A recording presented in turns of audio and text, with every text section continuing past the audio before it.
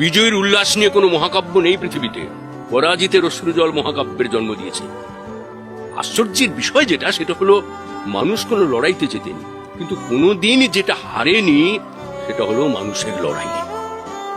It's a never ending story. একটি অন্তহীন গল্পের নাম হচ্ছে মানুষের লড়াই।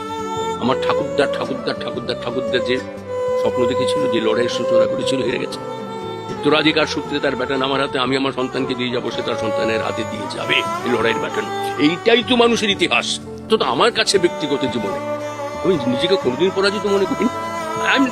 আমি আমার একটা 2 লাইনের কবিতা আছে, বলি। কেয়ার করি না কি বললো কটা ভন ভনে নীল মাছি, কেয়ার করি না কি বললো কটা ভন ভনে নীল মাছি, আমি রণক্ষেত্রে আছি। রণক্ষেত্রে থাকলে আমাকে কে হারাবে?